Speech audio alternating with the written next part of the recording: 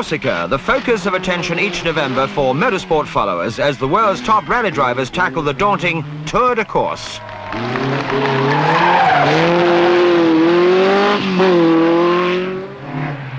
This year, the event attracted even more attention than usual, with Fiat poised to take the World Championship for makes, providing they could secure a good result.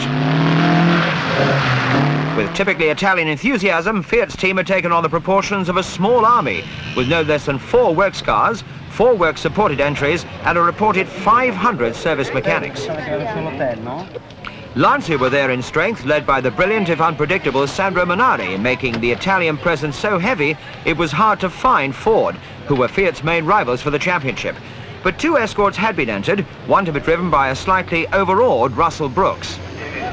They've spent a fortune, and their motorsport budget for the 3 arms of Fiat, if you like, that's Ferrari, Lancia, Fiat, is reputed to be in the region of £3.5 million. And when you see the number of training cars they bring and the number of personnel that they bring, you can believe it, yes. They really do tackle it in a big way. It's a bit of a David and Goliath act, actually, between Ford and Fiat out here. Leyland had 2 TR7s, one for Brian Culcheth, whose recent Max Rally plays surely boded well. I think the opposition here is slightly stronger than in the Manx, although, you know, there was some... Obviously, most of the works teams were at the Manx, but you haven't got the World Championship contenders that you've obviously got here. I think that we will come through with a good result. 1 o'clock Saturday. Munari led 136 starters away on the first stage. Ahead lay 1,350 kilometres of tight, twisting tarmac roads to be completed in just 24 hours. Munari was backed by Pinto in Stratos number 4, Carello in number 19, and a 4th Stratos. The Italian presence on the road was almost bemusing. The string of Fiats seemed endless. Bacchelli in car number 3. French star Bernard Darniche, car number 5. Another French driver, Andre, in car number 7. The very quick Italian, Verini, car number 9.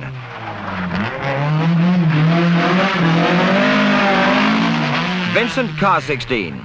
It was an impressive display from Fiat, making the Ford presence seem innocuous and scarcely worthy of consideration. But Jean-Pierre Nicolas in escort number 2 and Russell Brooks wanted to prove that David could still surprise Goliath, although the British driver was finding it hard to grasp the magnitude of the task. It's incredibly twisty, incredibly narrow little tarmac roads up and down mountain passes. We checked our pace notes for the Manx Trophy Rally, for instance, and we have 7 corners per kilometre. I believe that the San Remo Rally had 14 per kilometre, and this one has 25 corners per kilometre. And what was Brian Culcheth's view of the event from the wheel of his TR7?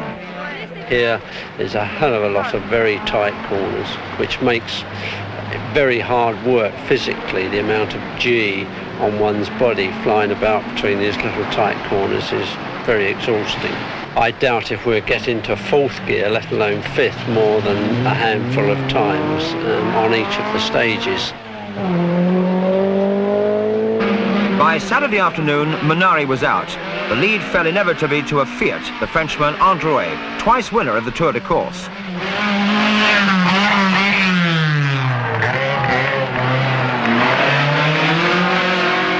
Pinto held a tenuous 2nd in the Stratos, but by evening Andre was out and the lead taken by yet another Fiat, this time Bernard Darniche. Behind him a gaggle of Fiats almost blanketed the top dozen places.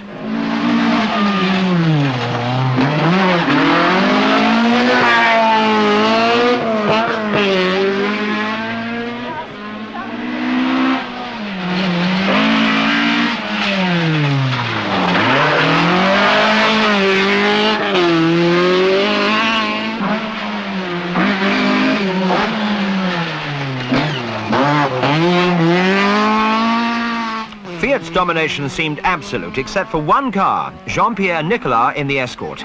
This Anglo-French alliance was proving outstandingly successful. With Brooks out of the rally through a broken back axle, it fell to the ebullient Frenchman to take on the might of Fiat, a task he relished as he flew into 2nd place to challenge seriously for the lead.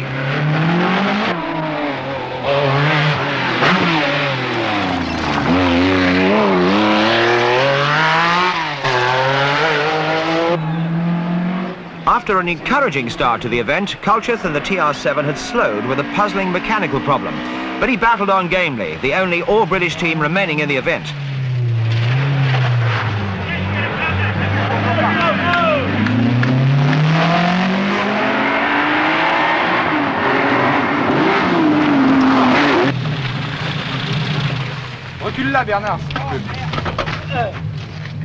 As the cars drove into the only rest halt in the rally at 1 a.m. Sunday, Darniche's lead was confirmed, with a further 4 Fiats in the top 10.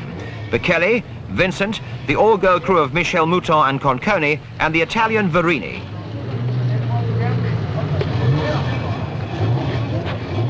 Jean-Pierre Nicolas, however, in the lone escort, had dropped a place to 3rd. It was going very well before a slow puncture in the long special stage. And I have done about 10 kilometers with a flat wheel in the front. And when I stopped at the service, we changed the wheel, and I have lost about 4 minutes. Brian, what exactly are the problems you've been having? Well, we've had a very badly slipping clutch, and we had to do the longest and most important stage of the rally at 40 miles an hour, and we were only just able to get up the hills. Have you managed to do anything about it service-wise or not? No, we have stopped the oil leak onto it, and it's now improving, and we just hope it will burn the oil off, and hope we can catch up some of the time. We'll go like hell trying anyway. But it was going to be a hard fight for the TR7 driver, who was well down the field as the car set off on the night stages at 3 in the morning. Ahead lay 6 time special stages of 100 kilometers and more apiece.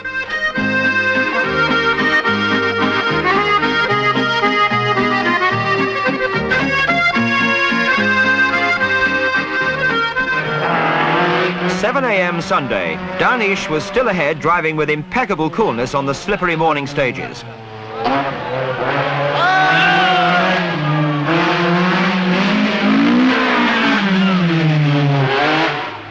Behind him, holding second, Pinto Stratos. And third, with the Stratos firmly in his sights, Jean-Pierre Nicolas, fast making up the time he'd lost.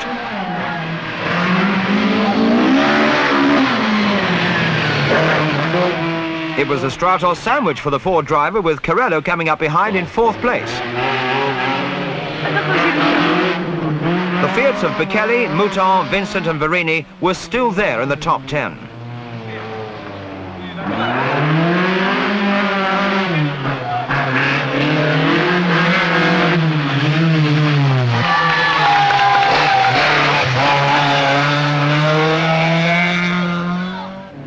Back in contention, Culcheth was beginning to get the TR7 on the move again, working his way rapidly up the field.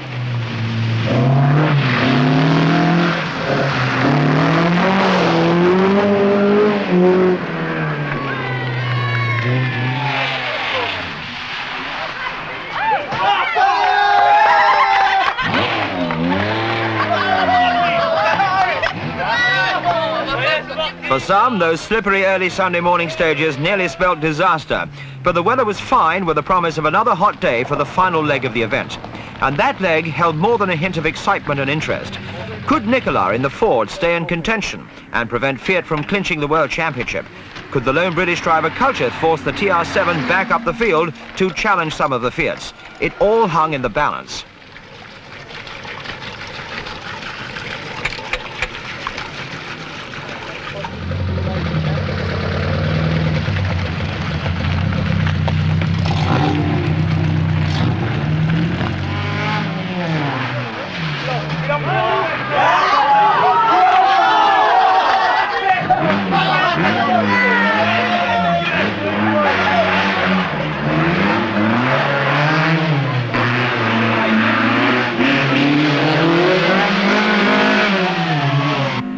Throughout Sunday, Culcheth's fine drive continued as he worked up from 21st to finish a fine 11th overall.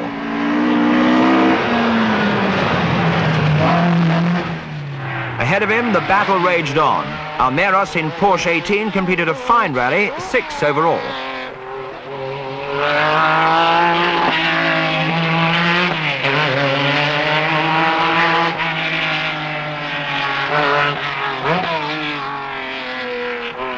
Four minutes ahead, Vincent in Fiat 16 took 5th.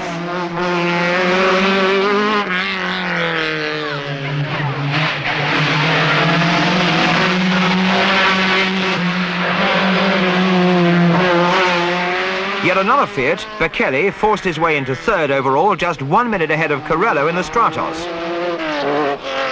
But where was Nicolas in the escort? Pinto's Stratos came through to 2nd overall after the news that the gallant Frenchman had finally succumbed to transmission failure when in sight of the leader.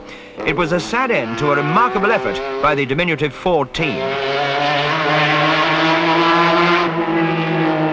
It left Fiat as outright winners of this 21st Tour de Corse. Darniche in the number 5 car coolly completed the last stage with nearly 4 minutes in hand to give him an impressive 3rd victory in Corsica and put Fiat in an unassailable position in the World Championship. Amidst the expected scenes of jubilation at the finish, Leyland's Brian Culcheth, the only British finisher after 100 cars had failed to make the line, summed up his rally in the TR7. This is the first time we've been on such a competitive World Championship event in Europe, and you know, it's one of the toughest road rallies there is, so I think we've certainly learned something. Apart from the clutch trouble, we've had absolutely nothing else wrong with the car. The rest of the cars run perfect.